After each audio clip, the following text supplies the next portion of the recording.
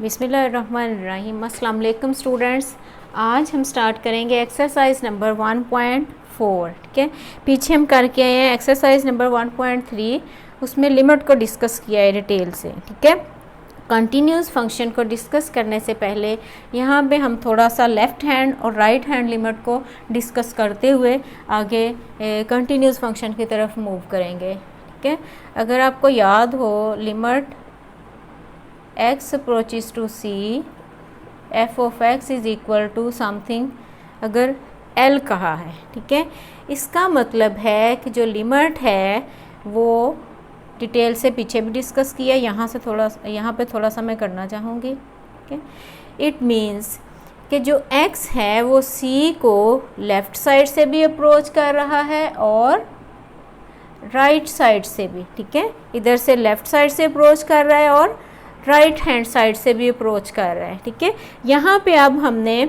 यहाँ पे की थी उस पॉइंट पे लिमिट। ठीक है, लेफ़्ट हैंड और राइट हैंड लिमिट पिछले एक्सरसाइज में नहीं की, लेकिन यहाँ पे हम लेफ़्ट हैंड और राइट हैंड लिमिट की मदद से इसको देखते हैं कि इसके एग्जिस्ट करने का क्या क्राइटेरिया है। ठीक है, उस पॉइंट पे एग्जिस्ट करने का क्या क्राइटेरिया है, तो देखते हैं पहले लेफ़्ट हैंड लिमिट को।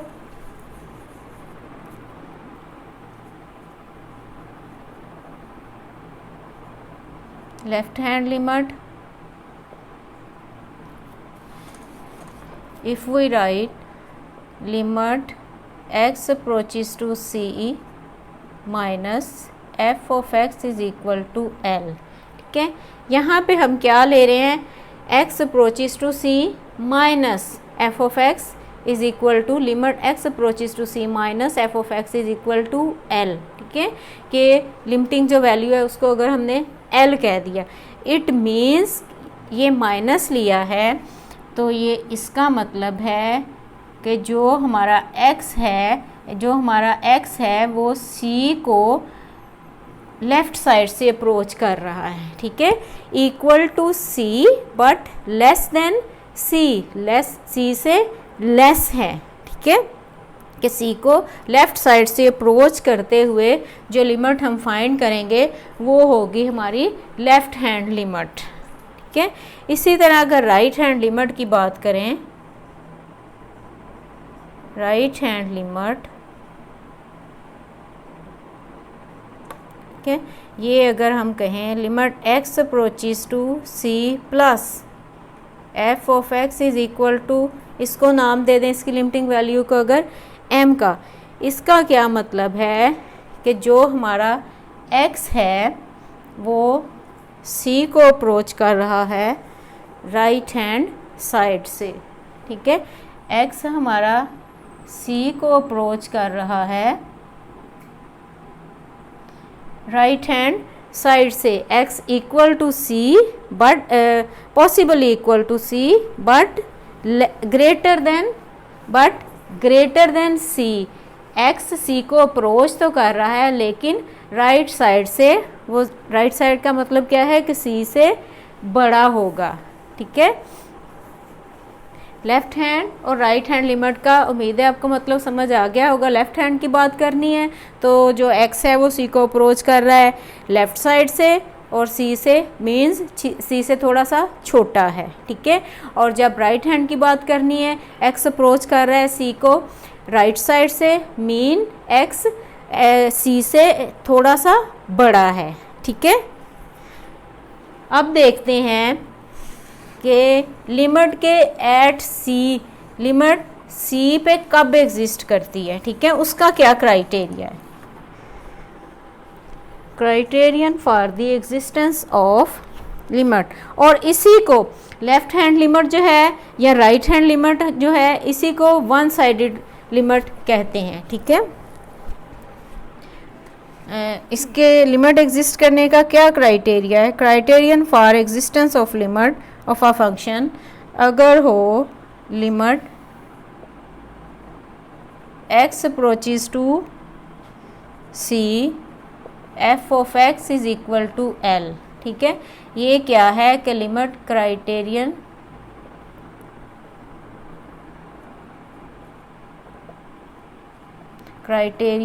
For existence of limit of a function, ठीक है।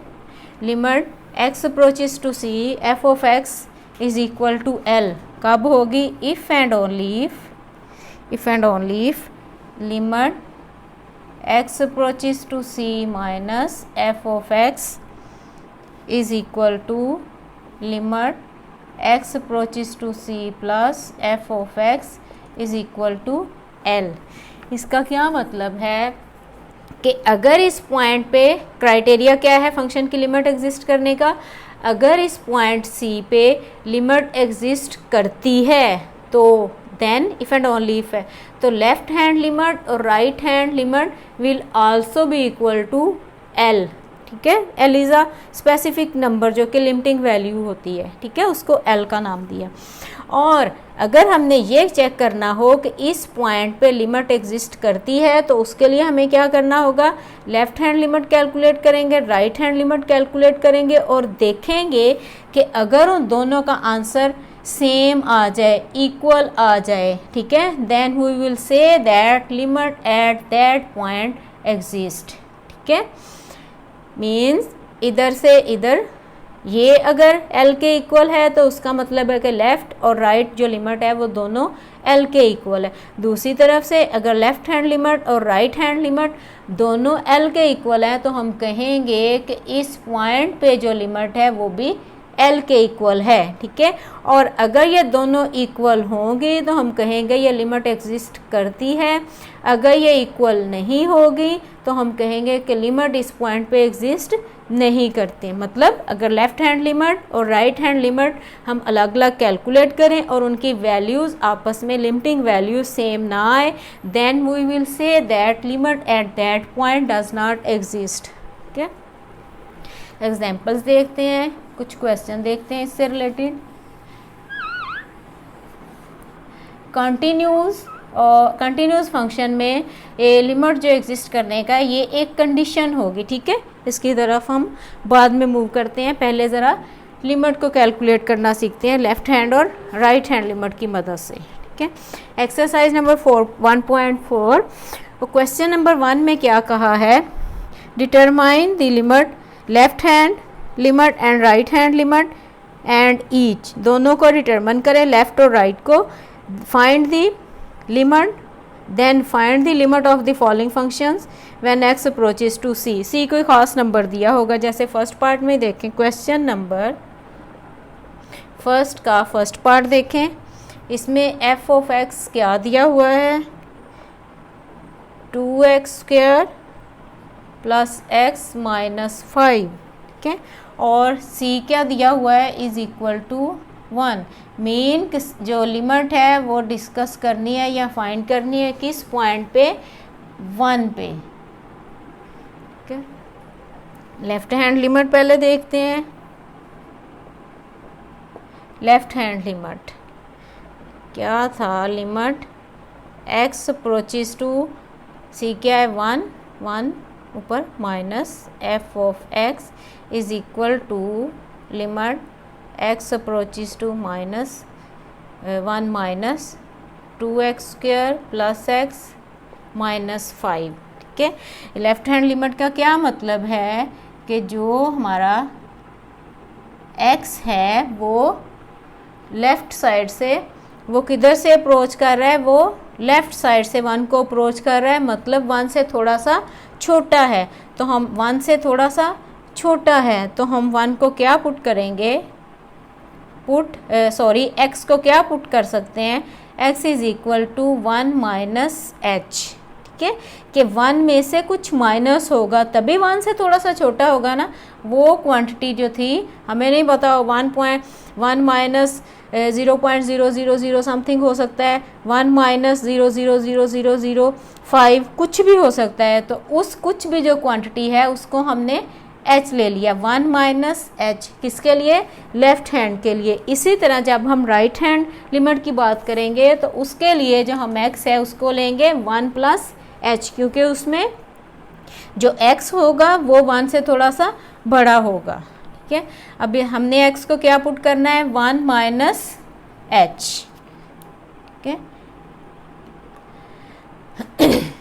तो जब x जो है वो when x approaches to 1 minus, तो h किसको अप्रोच करेगा, देन h विल अप्रोचेज 0 यहाँ से, ठीक है, 0 को अप्रोच करेगा। अब यहाँ पे हम h में चेंज कर दें, x की जगह 1 माइनस h पुट करेंगे तो लिमिट भी किसकी आएगी, limit h approaches to 0 2 into x की जगह 1 minus h whole square plus 1 minus h minus 5, ठीक है। अब इसकी जगह हम लिमिट लगा देंगे, 2 into 1 minus 0 whole square plus 1 minus 0 minus 5, 2 into 1 square 1 plus 1 minus 5, ये आ जाएगा -2। तो लेफ़्ट हैंड लिमिट हमने कैलकुलेट की तो इसका आंसर हमारे पास आया -2, ठीक है। अब हम करेंगे इसी तरह राइट हैंड लिमिट को कैलकुलेट। राइट हैंड लिमिट की बात करें तो इसमें x अप्रोचेस टू 1 प्लस लिखेंगे, ठीक है। इट मीन्स कि जो हमारा x है वो किस साइड से अप्रोच कर रहा है, राइट हैंड साइड से 1 को अप्रोच कर रहा है। मीन्स 1, अगर ये 1 है इधर से अप्रोच कर रहा है, इसका मतलब है कि जो x है वो 1 से थोड़ा सा ग्रेटर है, तो उस थोड़ा सा जो ग्रेटर है उसको हम पुट करेंगे, put x is equal to 1 plus h, ये क्वांटिटी उससे थोड़ा सा ग्रेटर होने के लिए हमने पुट कर दी, ठीक है। तो x अगर अप्रोच कर रहा है, व्हेन x अप्रोचेस टू 1, तो h किसको अप्रोच करेगा, h अप्रोचेस टू 0, ठीक है। अब यहाँ पे हम लेफ़्ट हैंड लिमिट की वैल्यू हमारे पास आई है -2, limit x approaches to 1 minus f of x is equal to -2।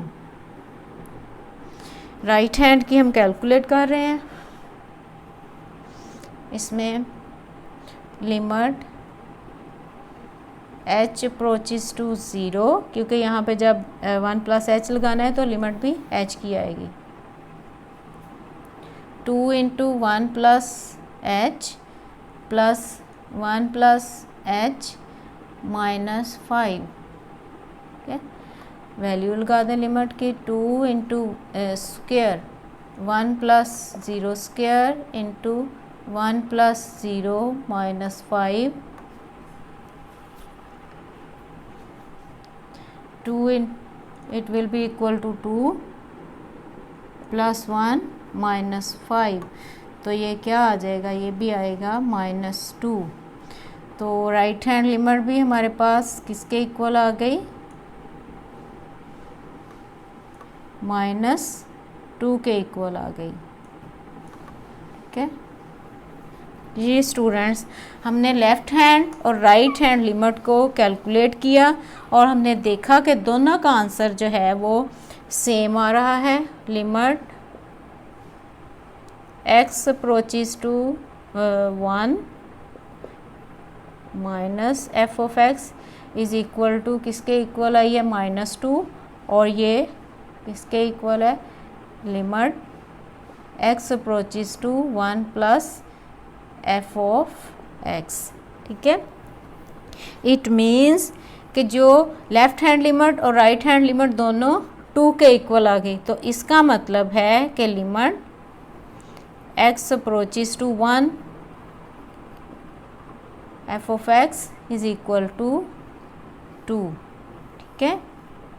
क्योंकि क्राइटेरियन में क्या पढ़ा है हमने, जब लेफ्ट हैंड लिमिट और राइट हैंड लिमिट इक्वल आ जाए तो हम कहेंगे कि limit at that point is equal to L. पीछे एल था, यहाँ पे क्या आंसर आया है -2, ठीक है। तो ये भी -2 के इक्वल है।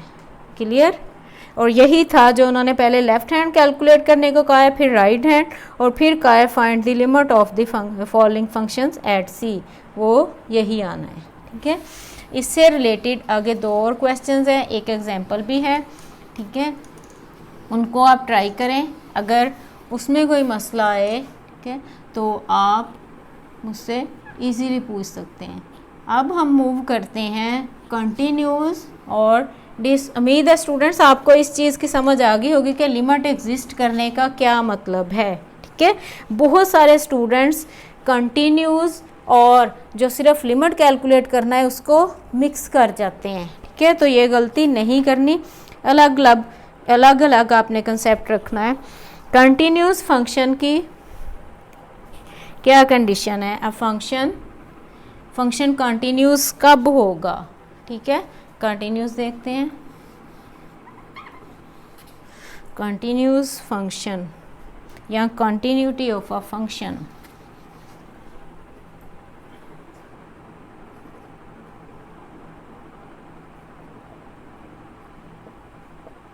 Continuity of a function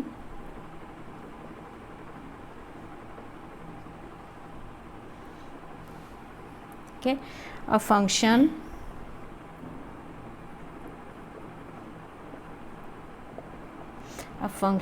f of x is said to be continuous at a number c,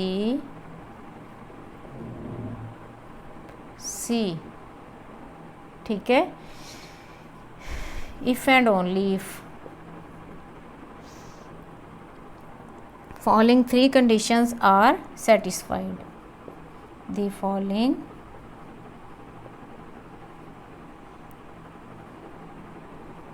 three conditions are satisfied। First क्या है, अब पहली f of c is defined, f of c is defined, ठीक है। दूसरी condition क्या है, limit x approaches to c f of x exist कर दी हो ये। और थर्ड कंडीशन क्या है, limiting value limit x approaches to c f of x should be equal to functional value, ठीक है। ये 3 कंडीशंस कंटिन्यूटी के लिए सेटिस्फाई होनी चाहिए। इस कंडीशन का अब क्या मतलब है, a function is said to be continuous at point c, ठीक है। सी कोई ख़ास नंबर दिया होगा, उस पर कंटिन्यूस कहलाएगी अगर ये तीनों कंडीशन सेटिस्फाई हों, ठीक है। अब पहली कंडीशन का क्या मतलब है, f of c is defined. जैसे अगर हम एफ ऑफ एक्स लें, सपोज एक्स स्क्वायर -9 x -3, ठीक है। और अगर इसको हम देखें एट x को 3 पुट करें तो ये फंक्शन आ जाएगा हमारे पास 0/0 फॉर्म में आएगा। इसको हम पीछे भी डिटेल से डिस्कस कर रहे हैं, लेकिन यहाँ पे मैं दोबारा बता देती हूँ। इस पॉइंट पे इसका आंसर क्या आएगा, अगर हम 3 पुट करें, 3 स्क्वायर, ठीक है, तो ये आएगा हमारे पास 0/0। यहाँ पे आ गया ये इनडिटर्मिनेंट फॉर्म। इस पॉइंट पे फंक्शन डिफाइंड नहीं है, ठीक है। अब अगर हम देखें कि लिमिट के एग्जिस्ट करने का क्या मतलब है, वो अभी हमने किया है, क्या था कि लेफ़्ट हैंड लिमिट और राइट हैंड लिमिट जो है वो दोनों क्या हो, वो इक्वल हो तो लिमिट एग्जिस्ट करेगी।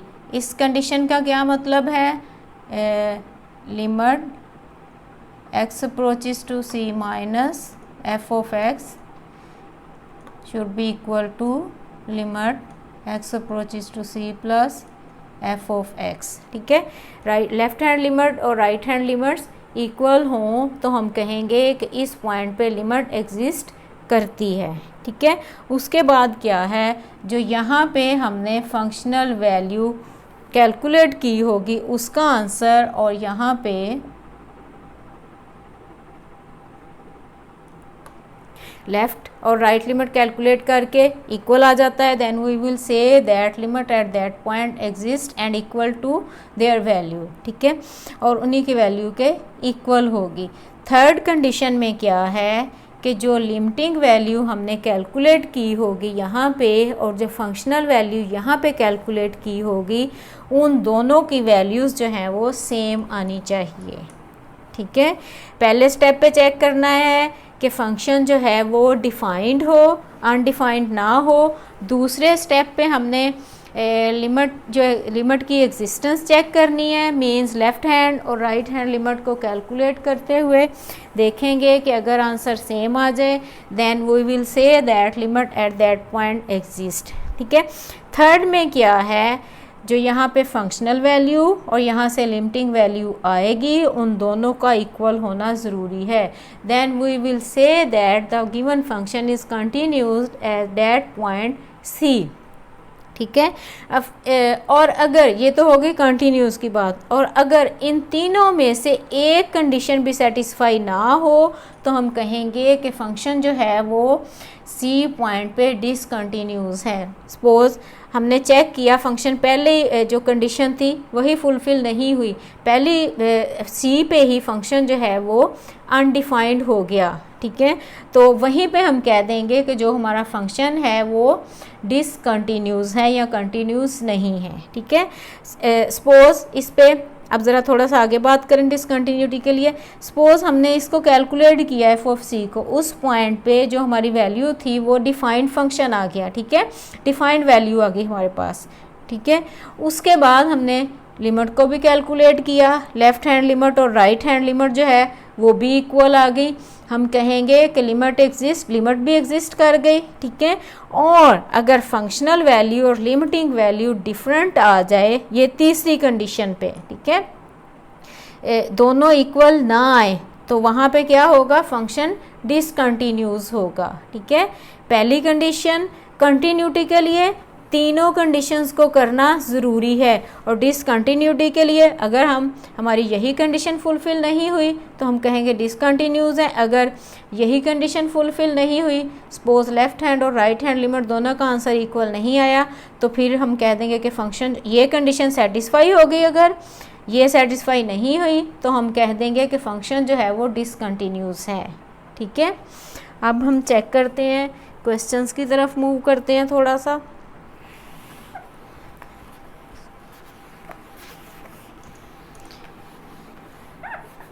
इससे रिलेटेड एक एग्जाम्पल देख लेते हैं मेरे ख्याल से। ठीक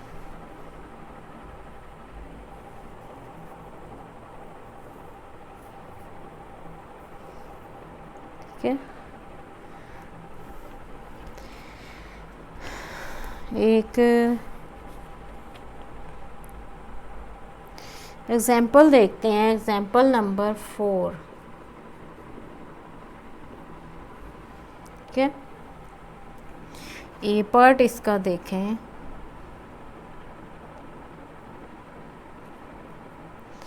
F of x is equal to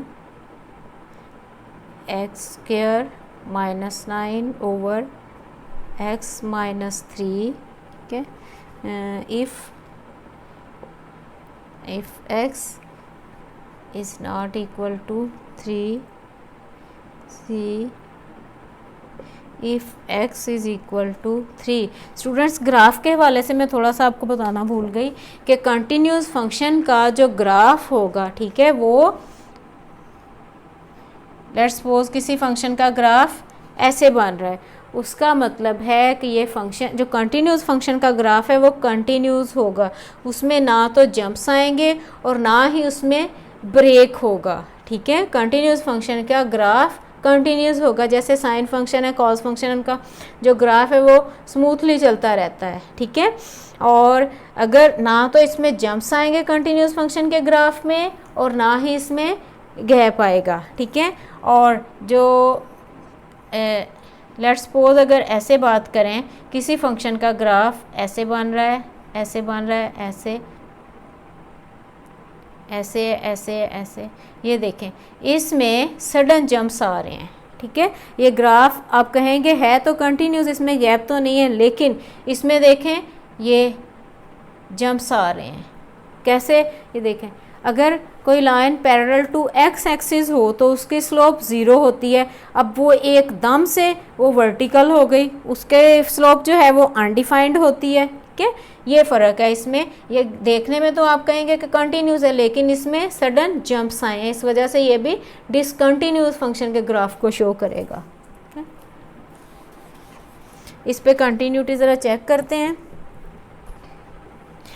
ये पीस वाइज फंक्शन दिया हुआ है, if x is not equal to 3 तो ये वैल्यू है फंक्शन, ये लेंगे, और अगर f x is equal to 3 है तो फंक्शन की वैल्यू जो है वो 6 दी हुई है। ठीक है, at x is equal to 3 पे हमने चेक करनी है इसकी कंटिन्यूटी।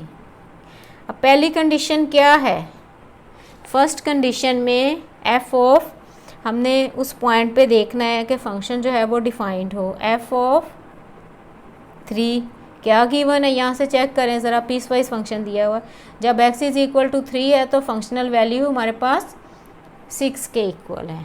ठीक है, मीन्स पहली कंडीशन हमारी f of x is defined at x is equal to 3। ठीक है, अब दूसरी क्या करनी है, लिमिट कैलकुलेट करनी है, लेफ्ट हैंड और right hand limit. Second condition,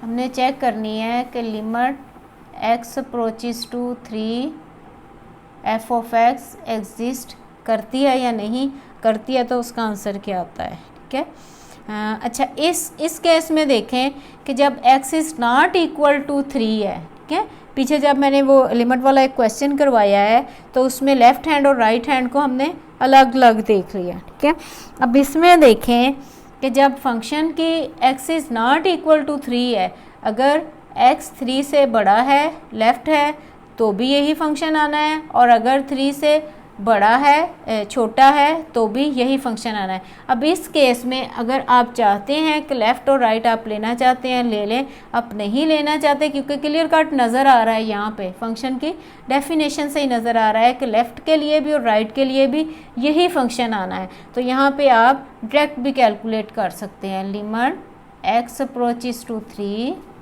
f of x, limit x approaches to 3 x square minus 9 x minus 3, okay, limit x approaches to 3 x minus 3 x plus 3 over x minus 3, ये और ये cancel, ये आ जाएगा limit x approaches to 3 x plus 3, value लगाएंगे 3 plus 3, तो ये आ गया हमारे पास 6 के इक्वल।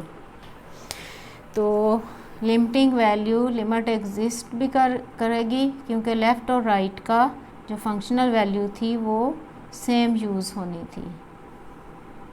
ओके, अब थर्ड कंडीशन क्या है हमारे पास कि जो फंक्शनल वैल्यू है वो लिमिटिंग वैल्यू के इक्वल आनी चाहिए।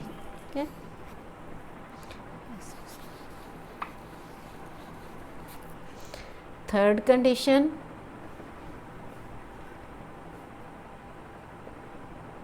f of 3 is equal to 6 के इक्वल है। ठीक है, और ये किसके इक्वल है, is equal to limit x approaches to 3 f of x, ठीक है, that is f of 3 is equal to limit x approaches to 3 f of x।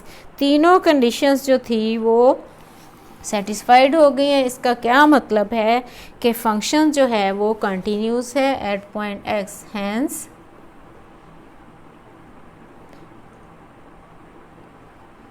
Function is continuous at x is equal to 3, ठीक है जी students. उम्मीद है आपको limit की और continuity की अलग, लिमिट की एग्जिस्टेंस की और कंटिन्यूटी की अलग अलग समझ आ गई होगी। नेक्स्ट लेक्चर में इसको मज़ीद जो है वो इससे रिलेटेड क्वेश्चंस करेंगे फिर आपको, ठीक है। ये एग्जांपल की है, आगे एक दो एग्जांपल्स और भी हैं, वो भी देखें। मज़ीद इसको अगले लेक्चर में मज़ीद डिस्कस करेंगे, ठीक है। तब तक के लिए अल्लाह हाफिज़।